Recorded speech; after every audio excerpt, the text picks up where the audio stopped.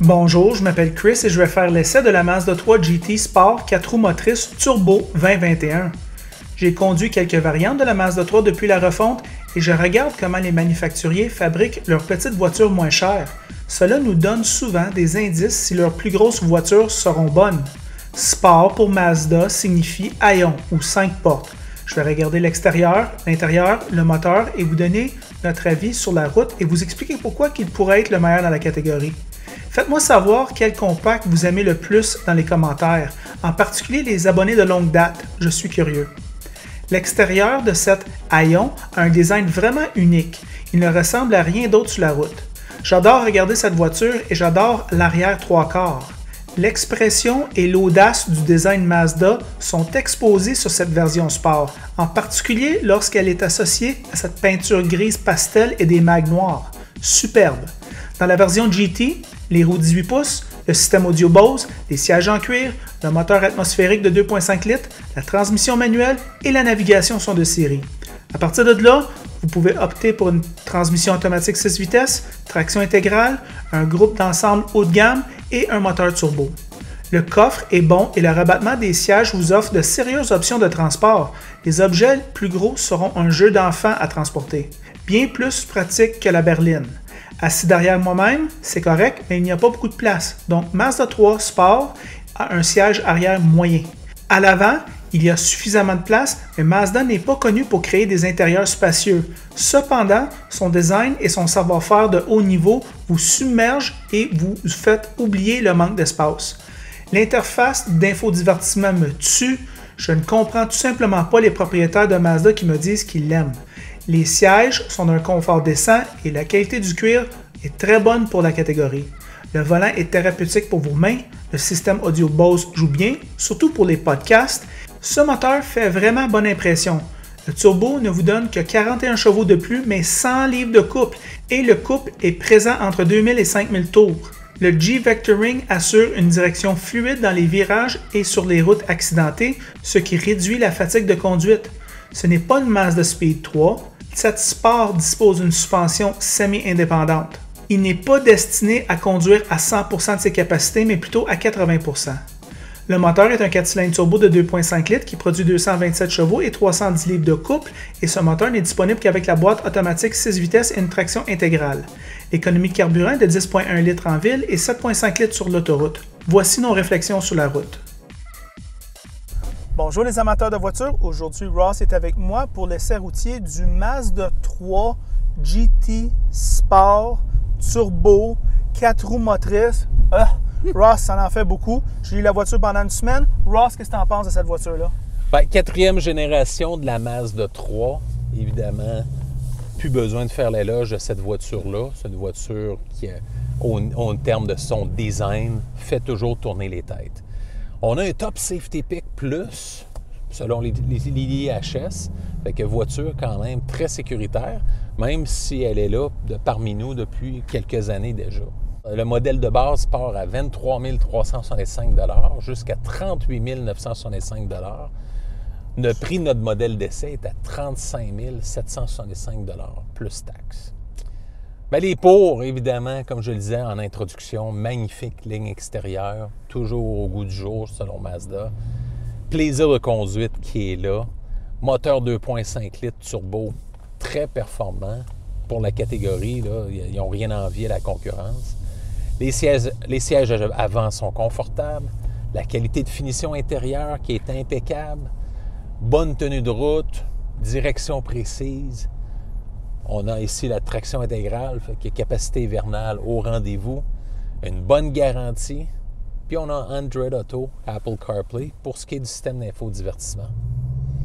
Les comptes, bien, je dirais, moi, l'amélioration au niveau de l'insonorisation, qui est un peu bruyante là, quand on sollicite. Suspension un peu sautillante à l'arrière, on a un empattement un petit peu plus court, suspension semi-indépendante, puis aussi, bien, Mazda a toujours eu une suspension sèche, quand même un peu ferme, ce qui rend la conduite intéressante, mais sur les routes carotteuses de Montréal, on s'en ressent. L'espace limité à la banquette arrière. Ici, on est dans un véhicule un peu plus confiné que la concurrence.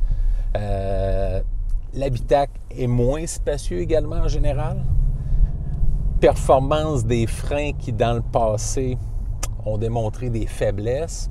Là, c'est difficile pour nous, avec un excès d'une semaine, voir la durabilité des freins. Également, une voiture qui vieillit moins bien dans le passé, mais on voit qu'avec cette génération-là, il y a une amélioration du produit. Puis je pense que j'aurais pas de problème dans le créneau des voitures abordables de mettre probablement Mazda dans le top 3 en termes de fiabilité, valeur de revente, etc. Infodivertissement, ben là, avec la molette, l'écran est de belle qualité, le contraste, j'ai pas un mot à dire, c'est plus la manipulation. J'ai toujours un peu de difficulté là, avec l'infodivertissement chez Mazda. La concurrence, bien, évidemment, on ne peut pas passer sous silence la Honda Civic, qui va être renouvelée en 2022 en passant. La Hyundai Elantra, Kia Forte, Nissan Sentra, qu'on a essayé il y a quelques semaines, Subaru Impreza pour la reine de la capacité hivernale, Toyota Corolla pour la légendaire fiabilité, et pour finir, bien, le duo allemand, la Volkswagen Golf qui va nous quitter à la fin 2021 et la Volkswagen Jetta. Fait que quelles sont tes premières impressions sur cette Mazda 3 Sport Turbo? Ils sont très similaires à la Berline 3 Sport Turbo qu'on a faite il y a quelques semaines. Belle silhouette, belle peinture, bel assemblage, belle roue noire. Vraiment un look de l'enfer. Moi, Ross, j'estime que c'est la plus belle dans la catégorie, la Mazda 3. Puis c'est dur à battre. Toutes ces années-là, d'avoir mis autant d'argent dans le design, on voit Mazda met beaucoup d'emphase sur le design, le look Kudo, où est-ce qu'ils font l'emphase sur des lignes douces, puis on oublie les lignes de coupe sévères. Bien, Ross, je dois dire, c'est un succès phénoménal. Puis moi, je pense... C'est une réussite. Je pense que même dans 3, 4, 5 ans, cette voiture-là va être encore belle. Elle a un petit look spécial. Elle n'est pas comme les autres. Puis on sent vraiment l'effort au niveau du design industriel. À l'intérieur, maintenant, bien, c'est la même montageuse d'affaires. On dirait que c'est quasiment thérapeutique de prendre le volant en main. Et ils ont mis comme une espèce de padage ici, là, que ça rend l'agrippement à 10 heures et à 2 heures super le fun. La qualité du cuir est écœurant. On pourrait avoir ce volant-là sur une voiture de 80 000, puis on serait correct. Exact. La qualité des matériaux, Ross, c'est pas juste la qualité des matériaux, c'est le design. Moi, je dis toujours que tu peux savoir l'effort qu'un manufacturier a mis en regardant la beauté de ses portes. Très beau. Le fini métal de la grille Bose complémente bien la poignée de porte chromée, comme avec l'effet chrome. C'est super bien fait. Ici, à l'intérieur, mais on a une opération de climatisation assez simple. Oui. On a ici un gros tunnel de transmission qui est un peu encombrant pour les jambes. On a ici la montageuse de molette que tous les propriétaires de Mazda disent qu'ils aiment. Moi, ça fait une semaine que j'ai la voiture, Ross. J'ai envie de prendre la molette et la sacrer dehors par la fenêtre. Mais c'est moi, c'est juste moi. Fait que c'est une bémol. Je suis un peu d'accord avec toi là-dessus. Bien, en tout cas, on va laisser les auditeurs en faire le choix parce que je dois dire beaucoup de propriétaires de Mazda l'aiment. Le système de son Bose, petite remarque, il joue assez bien, surtout dans la voiture compacte, pour le système de son haut de gamme, ça joue très bien. Ici, le tableau de bord digital, vraiment une belle touche, ça fait haut de gamme, on ressent notre argent. C'est peut-être pas le full digital comme par exemple l'Elantra qu'on a essayé, mais néanmoins, c'est fait avec l'Atlas, c'est écœurant. Ross, les bancs, bien, les bancs sont bons, à part un petit peu de rembourrage ici pour les jambes que je trouve qui m'écœurent. Tout le reste, c'est correct. Pour la catégorie, c'est très bon et le cuir est très bon. Aussi, on a des couleurs comme que le cuir rouge ou le cuir blanc qu'on a eu dans la Mazda 3 Berline qu'on a essayé. C'est des affaires que les concurrents n'offrent pas toujours. Ouais. OK? Fait que ça, là, c'est le fun, ça. On ressent cet argent. Moi, quand je rentre dans la voiture, là, je le ressens à chaque fois que je rentre dans la voiture. Et même le soir, on voit le rouge vin ici, super bien fait. Fait que vraiment, une expérience au-delà de la moyenne, avec un prix au-delà de la moyenne. Et puis, le moteur, qui est plus puissant que tous ses rivaux, puis qui consomme plus que tous ses rivaux. Alors, à ce moment-là... C'est le prix à payer. C'est le prix à payer, exactement. Ross, moi, je faisais un exercice mental dans ma tête. Est-ce que je prendrais ça ou une série 2, une série 2 coupée? Moi, je pense que je prendrais ça.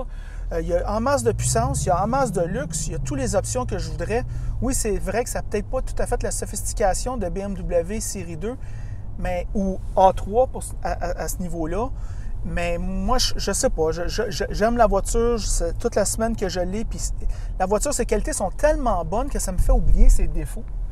Alors, à ce niveau-là, j'ai rien à dire. Bonne remarque que tu fais à propos de la fiabilité qui semble être en hausse. C'est toujours dur à gager ces affaires-là. C'est le temps qui nous le dit. Un chummy, sa conjointe a un CX-5 avec plus de 200 000 km 2014, pas de problème avec.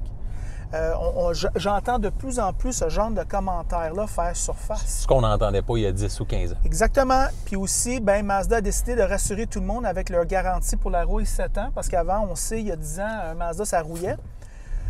Alors, Mazda, une compagnie qui travaille sur ses faiblesses et aussi une compagnie qui reste pas statique, qui améliore ses qualités fortes. Ça avait déjà un bel intérieur avant. Ils l'ont rehaussé. Puis ils se démarquent toujours. Ah, toujours. Alors, pour moi, Ross, et je dois dire que j'ai eu un changement d'esprit là-dessus, je suis prêt à dire que si ça serait mon argent, moi, j'achète une Mazda 3 GT, traction avant, avec le 2.5 litres non turbo. Et puis, pour moi, ça serait mon choix, mon coup de cœur dans la catégorie. Je pense que c'est le nouveau numéro 1.